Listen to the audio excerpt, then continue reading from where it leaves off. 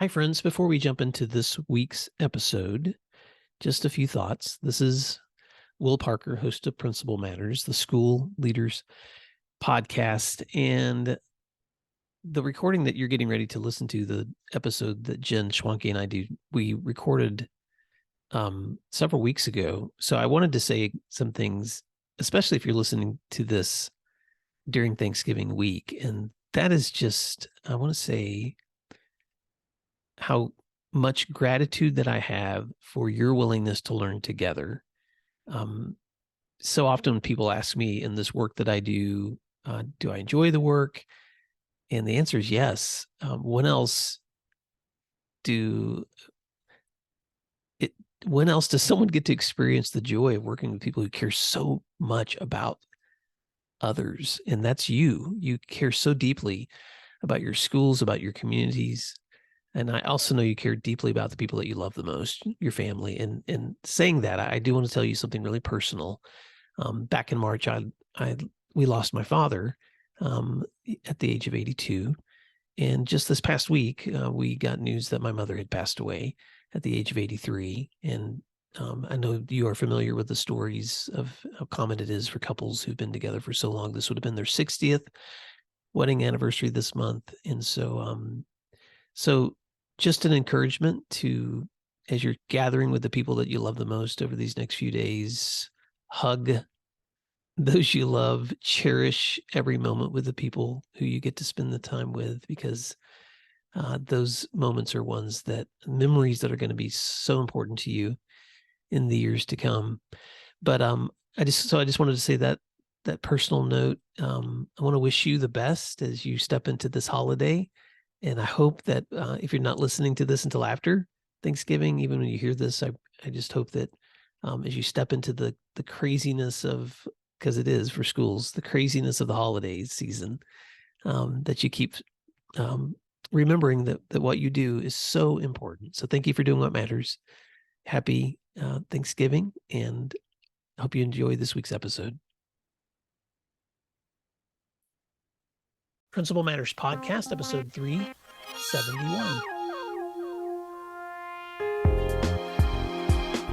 Hi, friends. This is Will Parker, host of Principal Matters, the school leaders podcast, where each week we bring you inspiring, innovative, and imaginative ideas for your own school leadership. This week, I'm back with our co-host, Jen Schwanke, Deputy Superintendent from Dublin City Schools and the author of several great books on school leadership. Jen, this recording may be coming out, who knows, in October, November, but you and I have spent a semester of being back in school, and I know the listeners have too. We also have been helping do some virtual sessions together with the National Association of Secondary School Principals with their Ignite Plus series on school wellness. So if you're not a member of NASSP and you'd like to be, you can jump on their website and find out more about how to participate with Jen and me in those sessions. But Jen, this week, I want to talk about simplicity is not necessarily easier. And there's a reason I want to set this up. But before I do, I just want to say welcome back. It's great to see you. Any thoughts as people are stepping into fall? Because this is, it's a little bit after the excitement of the newness of school as we're looking towards Thanksgiving or Christmas breaks. Right. We're in the thick of it right now. What I do love about the school calendar is there are those breaks. The Thanksgiving break's coming, and then a winter break, and then we'll go into the doldrums of winter. And you and I will have to talk about that because we do every year. And then we'll round the corner till home. Time goes quickly. But I'm excited about this topic, Will, because one of my favorite mindsets is when I remind myself that simple doesn't mean easy. So you have some thoughts. You have a story to tell. Why don't you start dig in? Yeah, well, this is a story I came across actually when I was traveling to do a speaking event, and I was looking for something interesting to listen to or watch while flying, and I came across a documentary called The Biggest Little Farm. And it's the story of a young couple, John and Molly Chester, who founded a farm called Apricot Lane Farms in 2011 in Moore Park, California. And so I want to set the stage, because watching this documentary, which John is not only a farmer, but he also does video, they chronicled the 7 years of their first years of farming this place that they had bought. This was a 200-acre piece of land that had been abandoned by previous farming attempts, and the soil, which had once uh, boasted orchards, was just dead. It had been hurt through chemicals. The irrigation pond was empty, and this young couple, with the help of an older farmer whose name was Alan York, they were envisioning, how can we start a traditional style farm? They had always wanted a traditional style farm so that they could raise animals and sell produce, but in a way that was reminiscent of the old farm styles, where you had a variety of fruit trees and a blend of farm animals, ducks and chickens and pigs. When you think of the children's books, they wanted that kind of farm. And even though that sounded idealistic, they knew there had to be a way to introduce that kind of farming if they took really good care of the soil. And now, Jen, you and I both grew up in farm areas. And so I have to admit, when I was watching this documentary, I was actually really skeptical, because I was like, this is not going to work. And he kind of sets the documentary up in a way too, where you're not really sure how it's going to end. But I'll again just summarize quickly what happens here. So, if they had some investment help in putting together a team of people to help them, and they hired a lot of young people. They built this incredible, robust composting system. They refilled the irrigation pond. They introduced animals back. And you get to watch both the trials and the failures and the discoveries of what happens over the years at this farm. Eventually, they begin to see the ground cover flourish. They begin to see the fruit trees grow. They begin to see the animal life grow, but they also see some things they didn't expect, like aphids that are coming in and killing their plants, but they don't have any other ladybugs yet that can help fight them off. They have starlings that are coming in and eating their fruit, but they don't have any other birds that can run off the starlings. They have maggots that are growing in the manure that's happening, but they haven't figured out yet that chickens eat maggots. And so they're, as young farmers, they haven't figured out the designs yet and the complexities that help one part of the farm help the other. And so you get to watch them with all these setbacks and with all these difficulties eventually get to the part of the story where things begin to flourish. And there's one quote that I want to pull here for Principal Matters listeners, because there's a reason that I brought the story to Jen and me today and for you. And that is that the Alan, who is the old farmer, keeps telling them that complexity and diversity in an ecosystem will eventually lead to simplicity, but it will never mean easy. And when I read that, I just had to stop and write it down, because, Jen, I brought this question back to school leaders and I asked them, when you think about the culture of your farm, your school, what are you doing that's focusing on the complexities and the diversities that are going to lead to the kind of soil that's necessary for good growth? And what does that soil look like? What composes the soil of good schools? So I want to just pause there, because I know you have some thoughts before I step back into, like, how might the story of an old traditional farm becoming a new thing again help us as leaders think about cultivating the right kinds of environments for growth in our schools? Well, and I have thoughts. I told you that before we started recording. I have thoughts. Growing up on a farm, my dad's farm is an organic farm, so he uses no pesticides, only natural fertilizer, and he goes against the grain, right? Because what he's chosen is a long-term outcome. He wants his farm to be fertile long after he's gone. So that's the first lesson that I take from this, is you have to think long term. You can't just, if you have gophers, you can't just shoot them and think that solves your problem, because there's going to be other gophers that come, right? When I was a little girl, groundhogs, we called them, would come and dig these holes in the hay fields. And this was problematic for two reasons. One is the hay bine could pop a tire, cost a lot of money, delay the whole process. Or one of our horses, we weren't Amish, but I rode horses through the fields. They could break a leg and have to be put down. So groundhogs, bad. So what did? We didn't shoot them. We got a dog. who would hunt the groundhogs.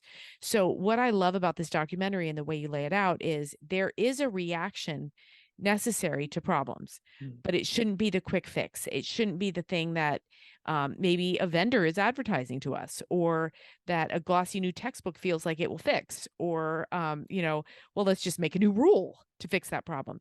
You have to think through the repercussions of any action before you actually put it into place. And that leads me to my second thought, but I saw you take an intake of breath there, Will. So tell me what you think. No, I'm going to hold it because I want to hear that. Okay. So my second thought is this documentary, these farmers, 7 years. 7 years is a long time, right? And so we have Mike and Molly Chester, and they get this farm and they probably think, oh, this is going to be a great idea. But did they know 7 years? Similarly, principals, school leaders, when we start a new initiative, often we want immediate results, right? We say, okay, this is what we're going to do, and this is what's going to occur. And then we're so upset when we don't have the immediate results. So my point here is patience is such a virtue. Patience is so important when we're working with people, because we can't say, okay, here's this new thing we're going to try. Is it working? Is it working? Is it working? Because that's what makes people think, oh, another flash in the pan just to get through this, and they'll move on. If we are truly committed to cultivating soil, to cultivating environments in our schools, we have to have patience. Just chill out, man. Let the thing work. Let it settle. See what the outcome is. I think a lot of times our rush to want immediate results comes from our insecurities. We don't want to be wrong. We don't want to have made a mistake. But it's wise, I think, to say, let's give it a minute. And I have about 15 examples I could give of that, but let me turn it over to you to see what you're responding, what you're thinking. Well, I want to respond to both of those. First of all, when you were talking about in the experience that you had growing up with, gophers, and finding that a farm dog could help you eliminate them. There's a quote that I wrote down in the documentary where John Chester is the voice narrating the documentary. And he says, quote, "Coexistences can't be forced. It's a delicate, patient dance." And then he gives examples. Ducks eat snails. Chickens eat maggots. And so eventually they realize that the systems that they've created with soil, trees, animals reached a tipping point. And when they began to figure out which parts of the farm needed to help support the other parts, in your case, a farm dog, in their case, they've realized that ducks could eat the snails that were attacking their fruit trees.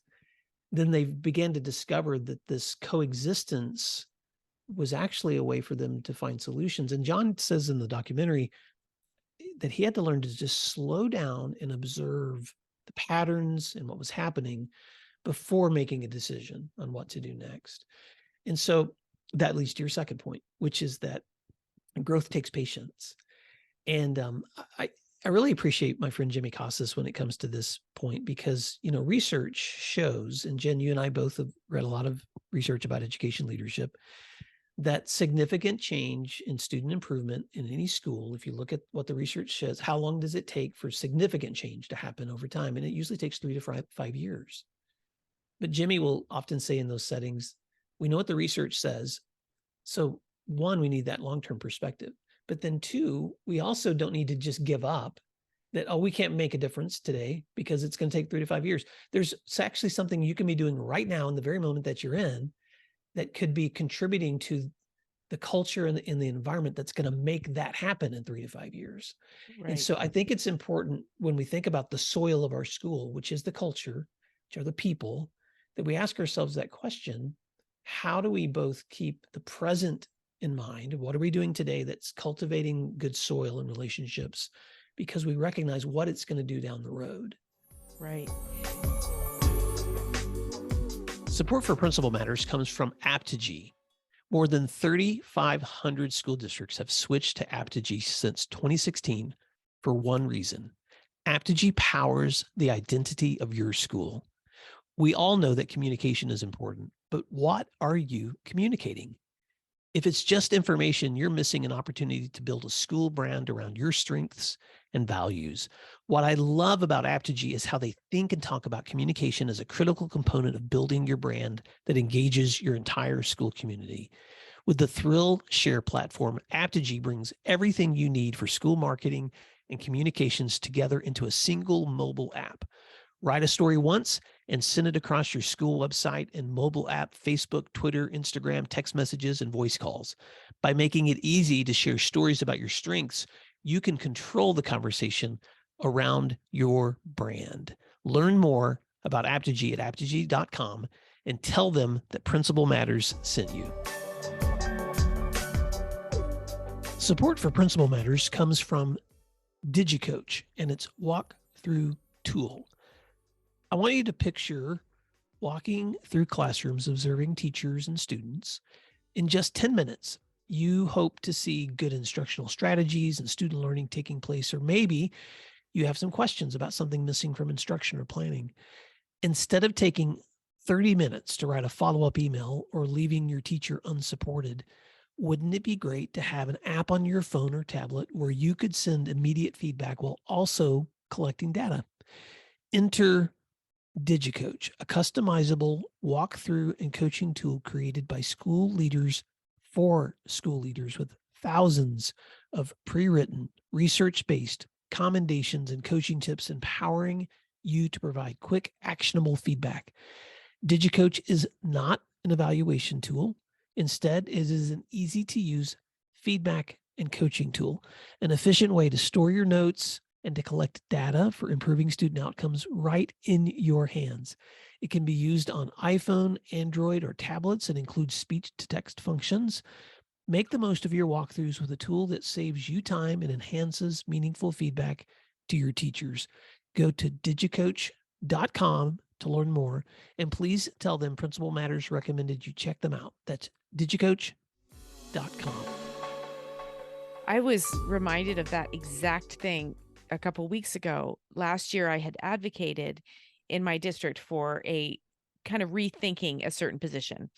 And honestly, then I kind of forgot about it. I moved on. There were a lot of other pressing initiatives. And so another member of my team emailed and said, "Hey, what's happening with this position?" And you know what I did? I said, "Oh my gosh, this was such a stupid idea. I never should have advocated for this. What a misstep. I take all the blame. Let's figure this out so we can switch it by second semester." And then here came my friend Chris, and he's like, "Hold on, hold on." The question was just what's happening with this, not what a mess. Let's kill this. It was, hey, let's have an update.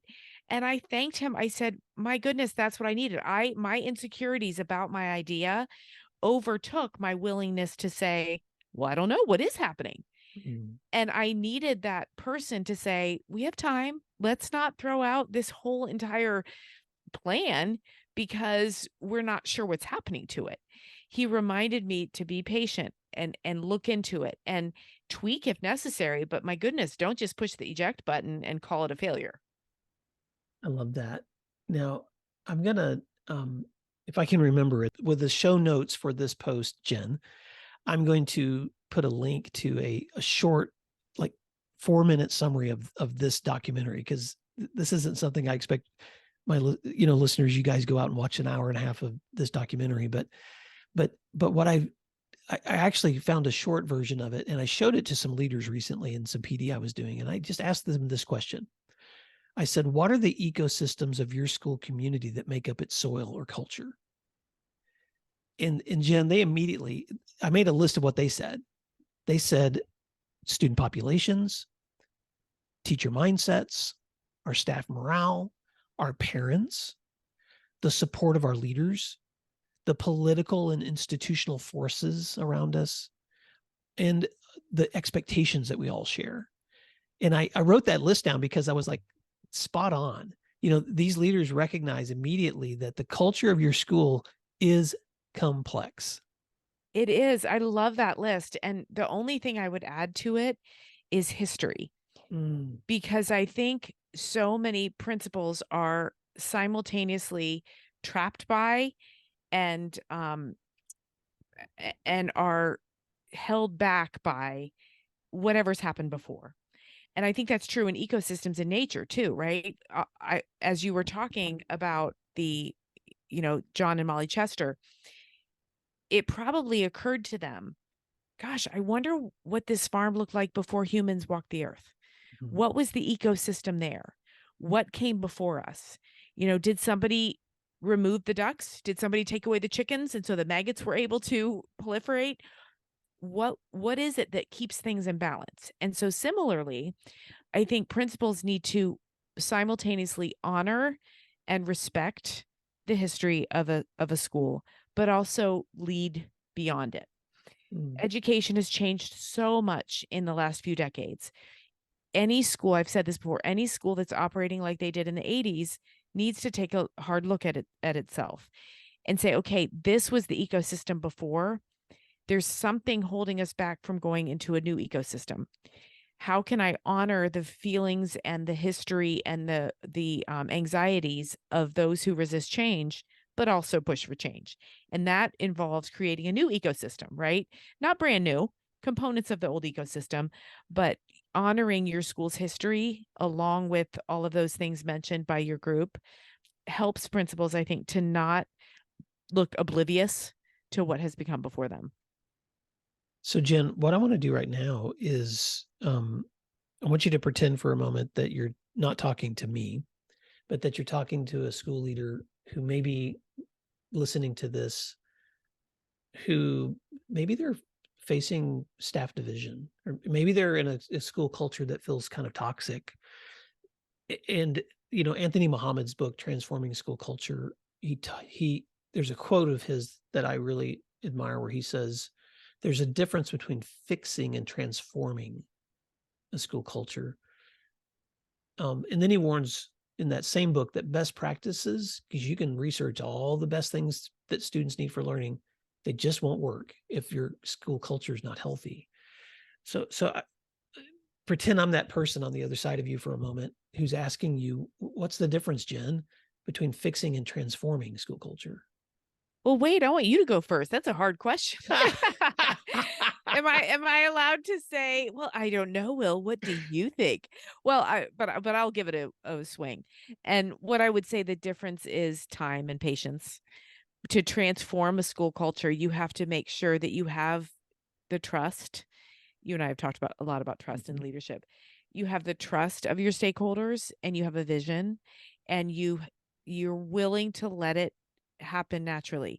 And again, that's where simple and easy come in. It's very simple. Keep things aligned, make sure that you're building trust and move forward. That doesn't mean it's easy. As a matter of fact, it requires great self-discipline to not jump in, try and fix things, try to change things, give somebody a scolding, remind people this is what we're doing here. It's easy to offer reprimands and disappointment when things don't go as we'd like. The discipline comes in saying, no, this is all part of the process. This is exactly the path we're supposed to be on. It's going to be okay in the end. I have faith in my people. That's where the discipline comes in terms of transforming. But let me throw the softball to you. What do you think? No, and so I'm going to piggyback on that, because what I hear you saying is that school leaders have to recognize the diversity and complexity of the hats they have to wear if they're going to be leading a school community. And so let me just be the teacher for a moment, because I can't help it. And any listener out there who's thinking about your own leadership, I just want you to reflect for a moment on the different roles and responsibilities that you're constantly stepping in and out of in this role, because being a school leader is not a uniform task. It's not even a binary task. It's a task of complexity. You are, and I'm just going to name some things you are. You're, number one, you're a decision maker. People are relying on you to make the final decisions when all the information's understood, when everybody's had their opinions made, when all the facts are discovered. Somebody has to make the final call, and that's you. And if you're making that decision based on fear, or you're making that decision based on your ego, you're going to make the wrong decision. So you have to learn how to be a good decision maker. Two, you have to be a listener. Like, you have to be somebody who's like really able to understand before you make a decision, by listening to people and understanding them before just assuming what they need. And so that deep listening requires attention. It requires connectivity. It requires you to put your cell phone down. and give them undivided attention. 3, you're the accountability person, and you not only have to be accountable for the things you've signed up for, but you're also holding everyone else accountable for the work that they're doing. So you have to model a growth mindset and accountability. You're a team builder, you're a communicator, you're also a person, like, so you've got your own life outside of school. So Jen, and I'm not saying all these to overwhelm leaders. I'm just recognizing, like, in the soil of the school culture and the farm that you're building, you're a lot of things, and you've got to have a lot of skills to do that. And it doesn't mean you figured them all out overnight, but it is important. And I'm saying this to herald the work of principals. It's just important to realize that what you do requires a lot of skill and a lot of practice and a lot of time. And so if you're not getting it right, it's okay, because none of us ever figures all these things out perfectly. But that complexity is there for a reason. And it's there because the growth, a flourishing, growing school doesn't happen overnight. And it doesn't happen because suddenly everything gets easy. It happens because you recognize all of these various roles, and you are giving yourself permission to revisit them and to bring others into the process, and over time find solutions that work. That doesn't Right. sound like, by the way, anything I can sell. Right. I can't come up with a polished way to sell a book on that, Jen, even though you and I've tried to write books about these things, and that's probably why they're not bestsellers. But yours probably sell well, way better than mine. But and I hope I'm communicating my heart, but my heart is that I work with a lot of leaders who just do amazing work, and some of them have beautiful, flourishing schools. And then I work with some leaders who are really struggling because they're in cultures that are toxic and they're trying to make a difference. But what I hear sometimes from leaders in either of those settings is kind of the yearning that at some point will this get easier. And the answer to that question, and I hate to say this, Jen, because it doesn't sound very nice, is no. Right. It may get simpler, but leadership is never going to get easy. If it Right. was, Because, everybody would be the leader. well, exactly. And leaders are constantly tested. They're constantly tested, even when something is a deeply entrenched system of positive culture, they're going to be tested. And I want to go back, Will, to something you said just a few minutes ago, because I think it's pretty important. And you were talking about listening. You told me a story. We were actually chatting about an hour ago about this offline, and you told me that you had been contacted. You're doing this work full time now, supporting principals, and you had been contacted by someone who said, I need all this PD for my leadership team. I need you to come in. So you wrote proposals and you went back and forth, and then you talked to this person, and you realized, and you said to him, "You don't need me. You don't need me. You've got what you need." And were it not for your listening, you wouldn't have known that what he really needed was a friend to support him, validate what he was going through, and honor the process with him. And so, you could have said, "Sure, hire me. I'll come in and do some PD," but you didn't. You listened and you filled that need. And I think that's not only admirable and deserving a shout out, but I think that's what principals can do to themselves and to people they work with. Active listening to say, okay, what am I hearing about my school's ecosystem? What is it that's hard that maybe I can simplify? How can I remind people that of course this work isn't easy. There's never going to be a day where you work with young people and you go home and say, "Well, that was easy." It's not what it is. That's not the work we chose. Well, Jen, as we wrap this up, thank you for that. I just want to say a couple of things. Two more things. One is that today, and you can go online and look this up, or you can even visit the farm. Apricot Lane Farms is a bountiful traditional farm that sells produce throughout Northern California. There are tours available, and they're sold out every season. And John and Molly Chester's dreams of that traditional farm, they became a reality, and they continue today but it requires constant care, constant problem solving, intentionality, and maintaining the healthy ecosystem that was built through their beautiful ground soil and all the systems that they created farming. I also ran into a friend of mine who does farming here locally. And I asked him about this documentary, and he said he loved it too. He said, I met an intern that worked on that farm, and he got to tell me some of the backstory too, because the documentary is a very romantic telling of both the hard but the happy ending. And he said, but there are other stories about that farm that they're not going to put in the documentary that aren't quite as romantic because it's hard work. Right. And it just confirmed to me what I was trying to pull from that story, though, which is that, and so I'm speaking this to school leaders. Sorry, Jen. I hope this resonates with compassion and with sincerity. It will. But so let me try really hard. You are right now, there's someone listening to my voice, and you're leading a school in a way that the practices and the heart and the team building and all the things that you're doing are making a difference. And just because bad things keep happening and just because it doesn't seem to be getting easier doesn't mean your school's not getting better and improving or growing. And sometimes you may need someone else to take a look at your school for you and to be that third person on the outside to just tell you that, wow, there are some things that are flourishing and growing here that are worth celebrating. And so I just want to speak to that leader who's working hard and doing the right things, that your continued tensions and conflicts and things that you're facing do not define that this work is not going right. Because you and I both know, Jen, that every beautiful school we've ever visited is also managing difficulties and problems and crisis, but the school is still a place where I would want my children to be.